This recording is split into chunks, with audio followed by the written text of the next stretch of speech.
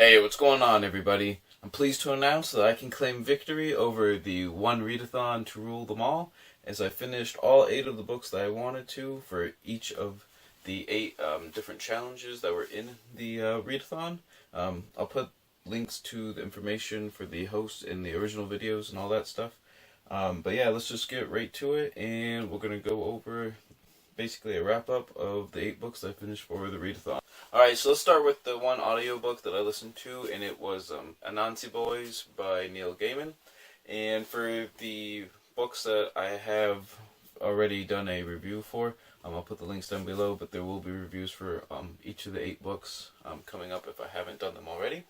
And let's start with Anansi Boys by Neil Gaiman. And this definitely was not the genre that I'm used to, because it's like modern fantasy. Basically, it takes place like in the real modern world, so it was kind of a little jarring for me, just because I'm not really into that, I guess. Neil Gaiman is a really good storyteller, though.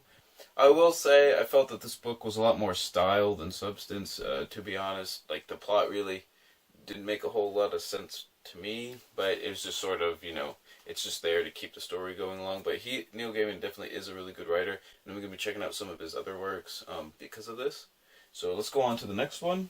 Oh, and that fulfilled the challenge for a person of color main character. So let's go to another one. And for the challenge of a person of color author, I went with The Grace of Kings by Ken Liu, and I really enjoyed this book. This was the highest rated book I think I read out of the 8. I gave it 4.5 out of 5 stars. And as I said in my video, it's basically of a mashup between Homer and Luo Guangzhong of Romance of the Three Kingdoms of Chinese history. It was really cool. It's a very poetic, narrated story with lots of characters, but also lots of fantastical elements in sort of a feudal Chinese setting. It was really interesting, and I enjoyed it a whole lot. For the challenge of read a fantasy book in a non-European setting, I went with The Six Gun Tarot, since it takes place in an alternate 1800s Wild West in Nevada, United States. And it was so over the top with like tons of crazy stuff. As I said in the video, just lots of different magical elements, tons of cults, secret societies, monsters, all kinds of crazy stuff, all taking place in the Wild West. But it definitely was really entertaining, and I'm going to try and continue the series. Hopefully some of that gets reined in a little bit, but I think I give this one 3 out of 5 stars, if I believe. For a standalone requirement, I went with Conan the Rebel, just because I really enjoy Conan stories, and technically, they're all Conan stories, but they're all essentially standalone short stories. And this one, if you've read the original Robert Howard stuff, this one takes place kind of in the middle of Queen of the Black Coast. And basically we have Conan starting off as pirate, becoming a slave, then escaping with some other adventurers, and going on a quest to help some rebels, basically, that are trying to overthrow the Stygian Empire. And, there's a whole, like, acts of destiny and all kinds of crazy stuff. A city of undead monsters, plus an evil imperial army. So, it's just, like, good old Conan stuff going on. Nothing really fancy, but like I said, it's a Conan story, and I enjoy it, so there's that.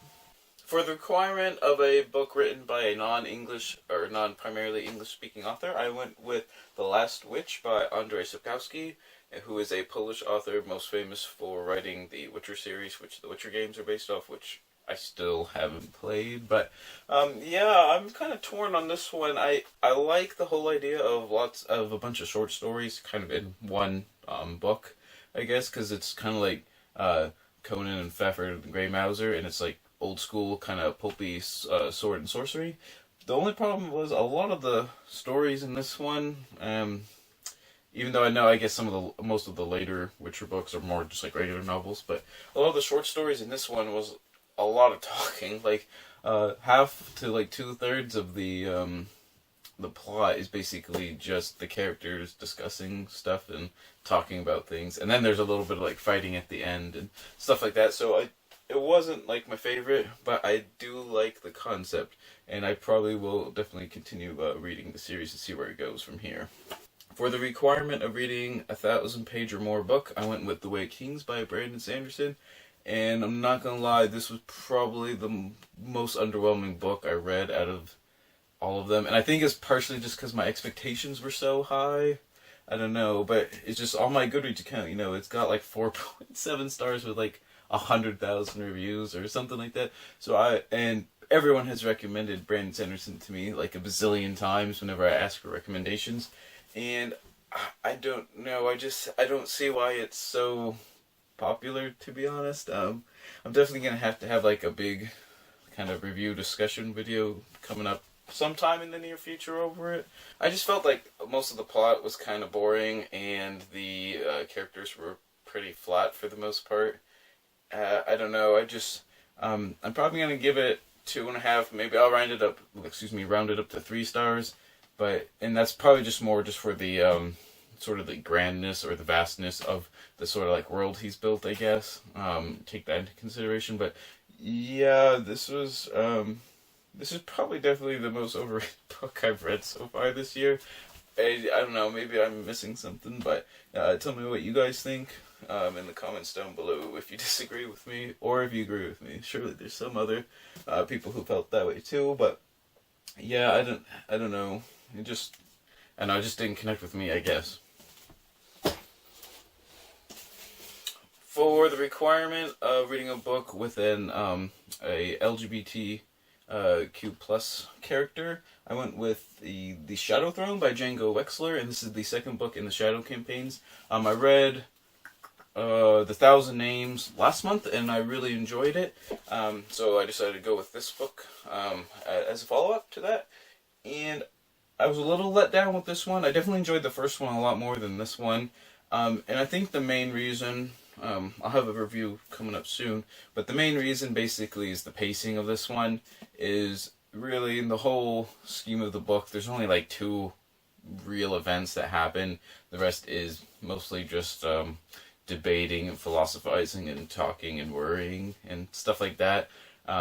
So yeah, there just wasn't enough action to go around.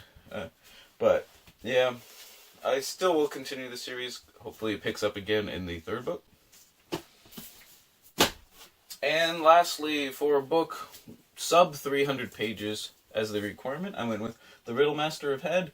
And this was a pretty interesting read. I was a little surprised. I was worried a little bit at first, but I actually started to really like the way the book flowed, because it's really, for a fantasy book, it's really clean and simple, I guess.